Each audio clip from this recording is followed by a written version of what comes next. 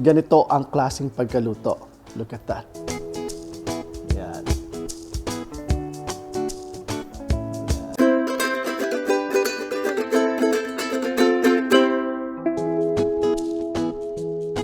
Mayong adlaw mga kaigalaan, ako si Chakoy and welcome sa Wandering Kusina. Today's episode, ang gagawin natin is simplihan natin ang pagluto ng stir-fried chicken and cashew nuts. Now, if you're new to the channel, please don't forget to subscribe to Wandering Kusina and click that notification bell and select all para updated kayo sa lahat ng mga bagong videos namin. And meron din kaming Facebook at saka Instagram. So, ngayon, luto na tayo. So mga ka-wonders, we have sliced our chicken. Ito po ay a total of almost 1 kilograms. Now, ganito po ang pagka-slice nito. Maninipis na strips. Medyo malapad ng konti. So, ganito po ang pagka-slice. Now, ngayon, ilagay lang natin siya dito sa ating bowl. And then, lagyan natin ng konting salt. Haluin lang natin na husto. Maganda kasi sa any meat products, especially pag chicken, manuot doon sa laman yung lasa, especially yung salt or pepper. But this one is just salt. So this time, lalagyan natin to ng corn flour or cornstarch. So hindi ko to mineasure. Tinatansya lang natin kasi ang purpose natin is makoat lang itong bawat strand niya. Kung gusto nyo pong magkamay, kamayin nyo lang as long make sure na malinis po yung kamay nyo. Iwas salmonella. Yan. Etong corn flour natin will help it make our chicken pag fin-dry natin crispy. So yan. So dagdagan lang natin. Ngayon, gagamitin ko na lang yung kamay ko.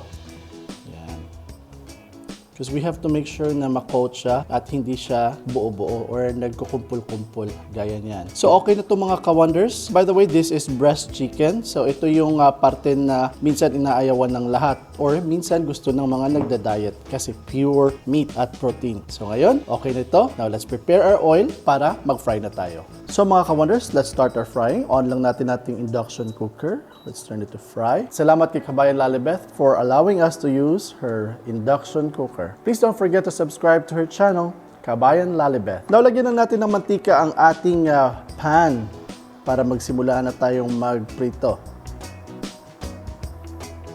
So, we have to make sure na deep fried siya mga ka-wonders, enough na ma-coat na malumubog yung ating mga pieces of chicken. So, mga ka-wonders, yan. Okay na siya, ready na siya. Nagbabubbles na. So, lagyan na natin ng ating mga chicken. Breaded chicken. Yan. Now, hindi natin ito masyadong patatagalin mga ka-wonders because we don't want this to be dry. So, super dali lang talaga to. Yan. So, igalaw lang natin sila to give them a breathing space and opportunity to be around the oil. So, mga ka-wonders, this is it. Let's allow it to turn a little bit, yung pa-brown lang ng konti, pero not so much brown. So, mga ka-wonders, okay na po ito. And then, let's take it out. See, look at that. So, it almost turned brown. Medyo lang brown sa edges lang niya. And then, prepare lang kayo ng salaan or pwedeng tissue paper. Here, we're going to put it here. Salaan niya. And then, let's finish the rest of the chicken. Ayan.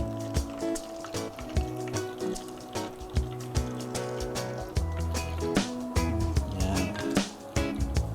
Around 3 to 4 minutes na pagluto niya. Kasi maninipis kasi siya. Look at that. Yan, ganyan lang siya. You also have an option to turn this into cubes, chicken cubes. So, yung cut niyo, instead of strips, pwede nyo gawing cubes. Kasi mas mas faster siya. Tapos, yung lalagyanan nyo sa pagprito is medyo smaller pero at saka medyo malalim para mabilis siyang i-mix. Yan. Ang sarap ng chicken natin mga ka-wonders na may salt na siya. There you go mga ka-wonders. And then let's remove them. So look at that mga ka-wonders. Luto yan. Nice, right? So mga ka-wonders, we are already on our last set. So ito na yung huling prito natin. So ganyan na po karami yung na-generate nung almost 1 kilong breast chicken. So I guess this is good. So patayin lang natin. And after this, we're going to do our sauce. Now, usually ang iba gumagamit ng vinegar or minsan wala. But this one will give it a tangy taste. Zesty taste. Yan. Hiwain lang natin. Strain with your hands. Yan. Kalahating lemon lang ang gagamitin natin. And now, for those sa Pilipinas, you can actually use calamansi. Ganyan lang karami. Yan. So let's put this aside. And then, gamit tayo ng toyo. So in this regular tablespoon, gagamit tayo ng tatlong tablespoons. And then, oyster sauce. Gamit lang tayo ng 2 tablespoons of oyster sauce. Yan.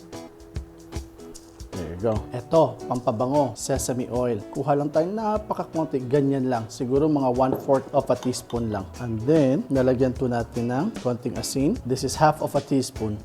And then pepper, another half of a teaspoon. And 1/4 cup of sugar. Yan.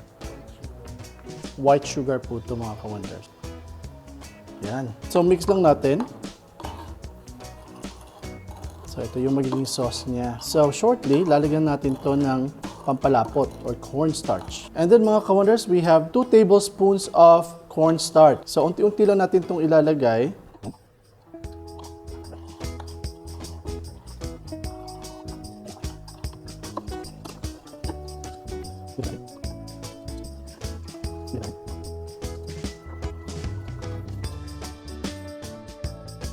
More than 1 tablespoon yung nilagay natin so far. So this is okay. So let's put this aside and let's do our sauté sa vegetables and to make this sauce fully. Alright mga ka-wonders, so let's start with our garlic. So ito, mga 9 pieces of garlic ang ginamit natin. And then let's just reduce the heat. Huwag natin sunugin siya. Paambuyin lang natin ng sandali mga ka-wonders. Let's just feel the heat. Let's smell the garlic. Pag nag-brown na siya na yan ng konti, pwede na natin ilagay ang next nating ingredient. Ito is wrapper ng garlic. Ang next nating ingredient mga ka-wonders is onion. Isang buong onion, tapos ganito lang po ang pagka-slice niya. So malalaki po ito. Pag nakawagod, malalaki po yung slice niya. Ganito lang. And you have to make sure yung dulo-dulo niya is matanggal. Kasi para mag-even na pag natanggal or pag naluto siya, maghihiwalay-hiwalay siya ng ganyan. Yan, ito. So at this point mga ka-wonders, I know kalalagay ko lang ng onions. Ilalagay na natin na itong cashew nuts. So ilalagay ko na ito. This is like around, approximately this is around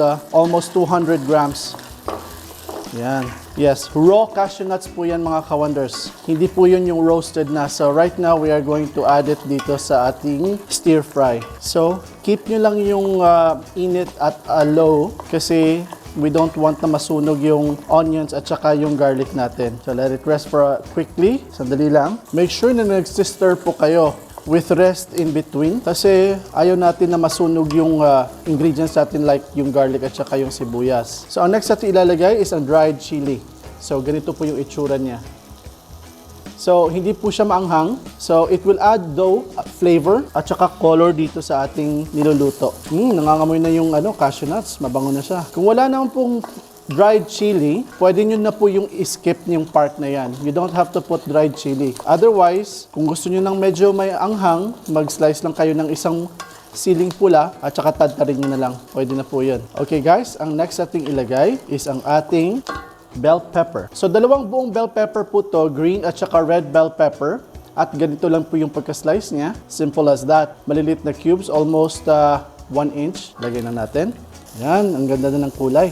So the heat is still at low. So you might wonder na marami yung cashew nuts kasi mahilig po lang kami sa cashew nuts. At saka nandun po yung creamy, yung milky taste ng cashew nuts. Especially pag na-roast na po siya. So let it rest for a while. Hayaan lang natin for a few seconds to a minute. So while it's resting mga ka-wonders, I have here a ginger. Hindi ko po yan binalatan. And you can always, kung gusto nyo, balatan nyo.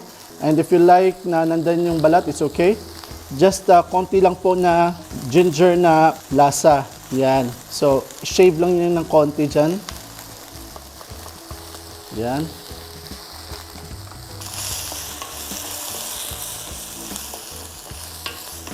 There you go. Just another minute mga ka-wonders to let it rest. Or less than a minute, something like that. So, tumitingkad na yung kulay ng ating green bell pepper at saka red bell pepper. At pati yung kasoy natin or yung cashew nuts, medyo okay na rin yung nagba-brownish na siya. Stir lang every now and then. Now, at this stage, mga ka-wonders, let's put in our chicken. There you go. Mix that in all together. Now, this time, I will need 2 ladles. Kailangan ko ng 2 tsansi. So guys,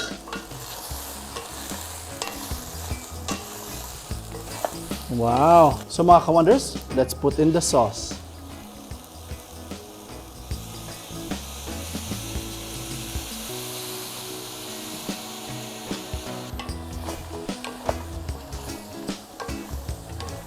So mga ka-wonders, we made a second round of sauce mga ka-wonders kasi medyo dry siya. This is another set of sauce na ihalo natin. Yan.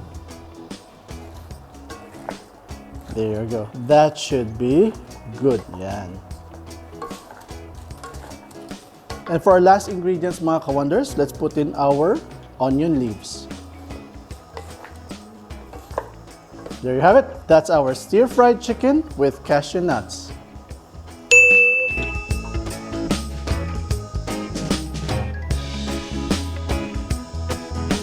So mga ka-wonders, ito na yung ating stir-fried chicken with cashew nuts. Now, honestly, the first time I did this, it was very, very saucy at ibang klaseng sauce ang ginawa ko. But we found out something, which we have probably done around 3 times, ganito ang klaseng pagkaluto.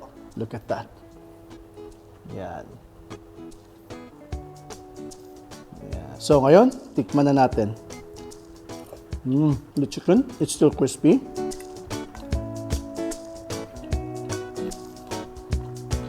Cashew nuts, ang sarap. But you know what mga ka-wonders, what you can do, you can actually fry the cashew nuts quickly first and then tanggalin nyo and then you make it as toppings instead on the whole chicken. Kasi mas lalong crispy yun as mas lalong sasarap.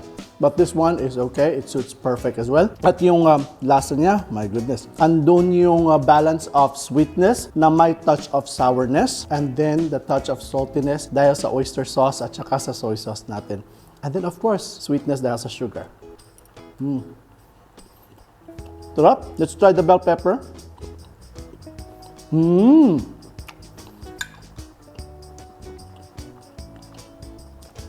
Saktong-sakto ang pagkaluto ng bell pepper. Manamis-namis na siya. Tapos hindi siya soggy. Andun pa rin yung crispiness niya. Sarap niya. So there you have it mga ka-wonders. This is our stir-fried chicken in cashew nuts. Pinasimple lang natin. I hope na simplihan kayo at magagawa nyo to agad-agad. At malapit ng Pasko, of course, this is another recipe tip para sa Pasko nyo at para sa New Year at or lahat ng mga handaan. So daghang salamat mga ka-wonders for watching this video. And if you like this video, please click thumbs up and then share nyo na rin sa mga pamilya nyo at saka mga friends nyo para maraming na makapanood. And please don't forget to subscribe. That's it. And on behalf of Chef Mark na nasa behind the camera, thank you very much for watching. Ako si Chokoy. Stay cool, stay safe, and peace. Luto na kayo nito. Sarap.